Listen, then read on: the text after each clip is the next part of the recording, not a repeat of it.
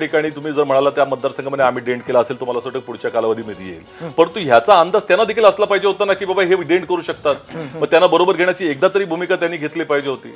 आता ह्या सगळ्या गोष्टीचं मला असं वाटतं की त्याचा निकाल नंतर आपण त्याचा अॅनालिसिस करू. प्रश्न असा आहे की हे जे मॉडेल आहे भारतीय जनता पक्षाचं ते तुम्ही लक्षात घेतलं पाहिजे की एक बहुसंख्याक वादाचं राजकारण ते करतायत.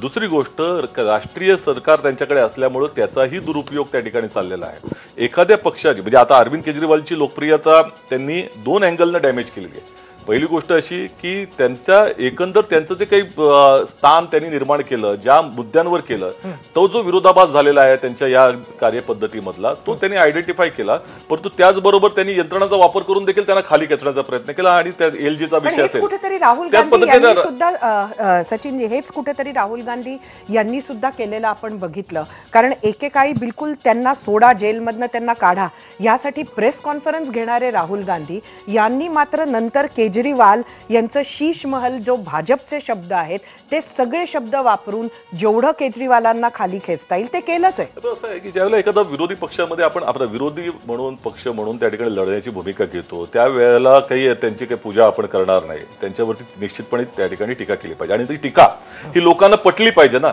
मग ती का पटते आहे याचं कारण असं की जो 800 मधनं मारुती 800 मधनं जाण्याची सुरुवात जे केली होती आठवत असेल 2013ला वॅगनार मधनं, आणि त्यानंतर तुम्हाला ज्या वेळेला अशा पद्धतीचं चित्र त्या ठिकाणी दाखवलं जातं हा जो विरोधाभास लोक त्या ठिकाणी समजतात ना. नक्कीच आपल्या बरोबर व्यंकटेश केसरी सुद्धा आहेत छत्रपती संभाजीनगर तून. व्यंकटेश केसरी यांना आपण प्रश्न विचारूया. आपली काय आहे प्रतिक्रिया एकंदरीत हा निकाल बघता? काय सगळ्यात महत्वाचं कारण दिसतं आपच्या ह्या पिछे हटमतचं?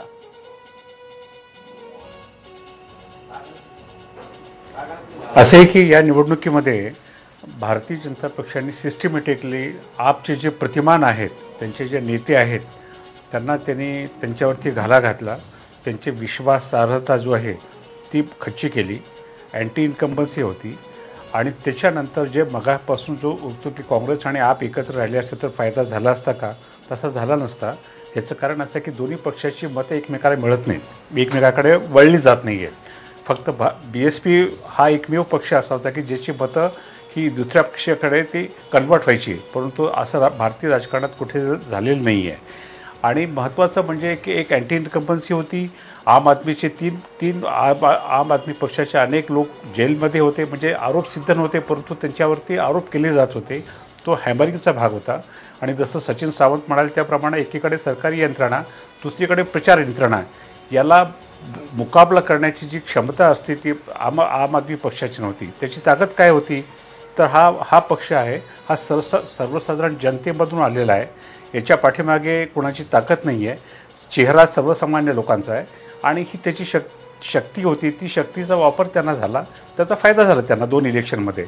आता जे आपण म्हणतो की काँग्रेसची वोट त्यांनी घेतलेले आहेत म्हणून, पण बिहारमध्ये सुद्धा लालू प्रसादनी काँग्रेसचीच वोट घेतली होती किंवा इतर राज्यातही असंच झालं होतं. त्यामुळं मला असं वाटतं की सिस्टमॅटिकली दोन्ही पद्धतीनं काँग्रेसने भारतीय जनता पक्षाने प्रचार केला. महत्त्वाचं म्हणजे त्यांनी मुख्यमंत्रीपदाचा चेहरा दिला नाही. मागच्या 2 निवडणुकीमध्ये त्यांनी चेहरा दिला होता. किरण बेदी होती त्याच्यानंतरही दिला होता. त्यामुळं भारतीय जनता पक्षातली फॅक्शनल फाईट वाढत होती, ती यावेळी दिसली नाही.